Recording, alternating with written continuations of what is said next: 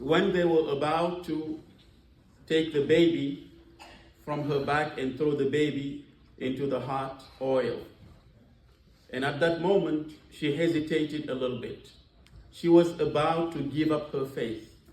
She was about to say, I don't believe in Allah anymore, just because she wanted to save the baby. But what happened? The baby spoke. The baby said, oh my mother, do not give up your faith. So both of them were thrown into the hot pot of oil and they died. So when the Prophet ﷺ was ascending to the seventh heaven, he was smelling a beautiful fragrance, a beautiful smell, a perfume. And he asked Jibril, what is that perfume? It is so beautiful. And Jibril said, that is the handkerchief of the lady who was doing the hair of the daughter of Fir'aun. Imagine, this is the reward that Allah gave her. A reward in such a beautiful paradise that even her handkerchief in that paradise was smelling all over the heavens. That is the reward Allah gave her. So Prophet Muhammad sallallahu alaihi wasallam is now continuing his ascendance.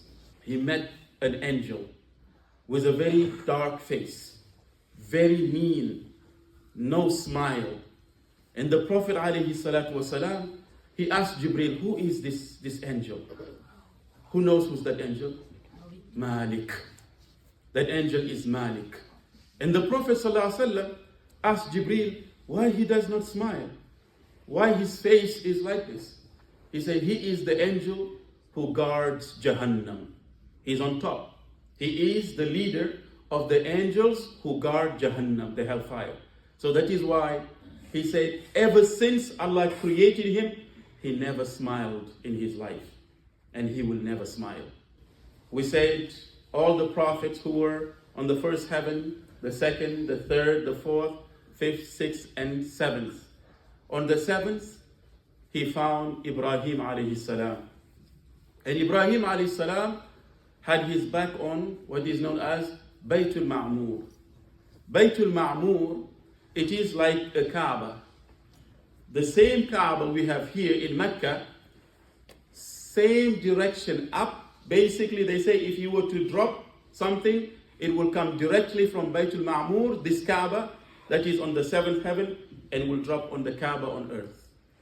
And this Kaaba, guess what? The Prophet ﷺ, he said that every single day, 70,000 angels, they make tawaf around this Kaaba. Every single day, 70,000 angels make tawaf around this Kaaba.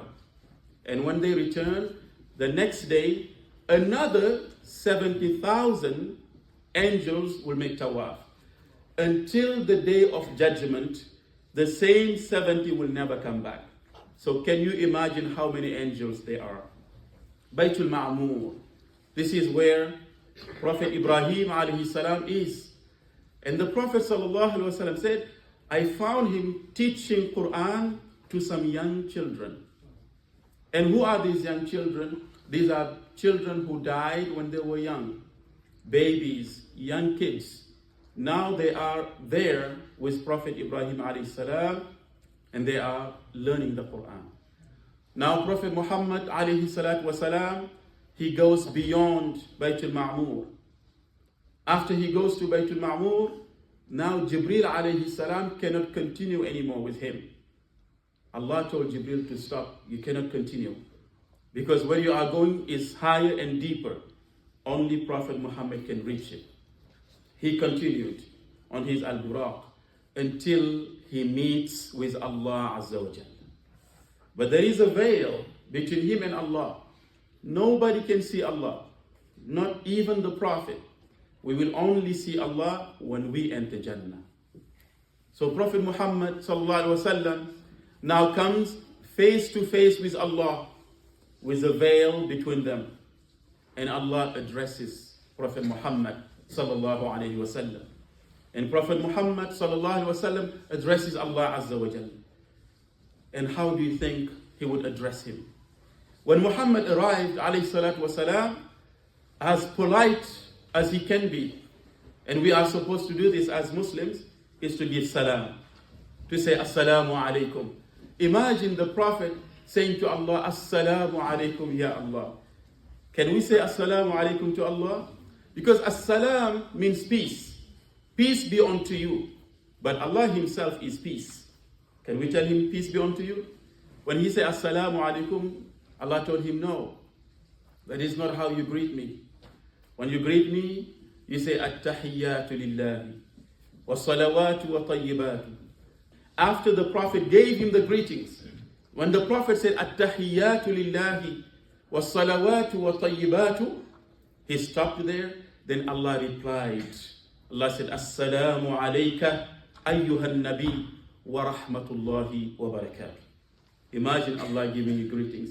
So that is the moment that Allah Azza wa Jalla gave Prophet Muhammad. What did he give him as a gift? The prayer, as-salah, as-salah. This is the gift I was talking about.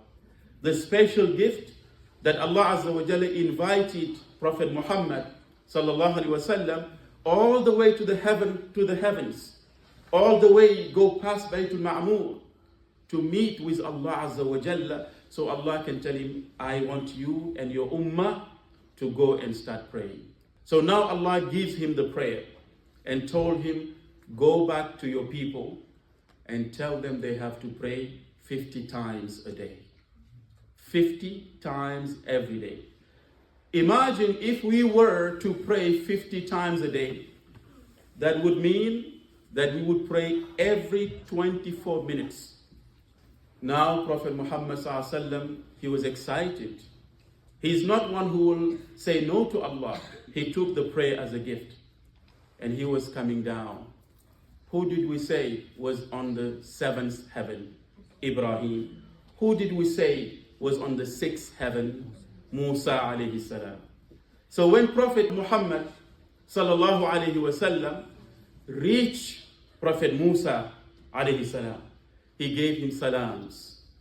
And Prophet Musa asked him, Ya Muhammad sallallahu alayhi wasallam, what did you get from Allah?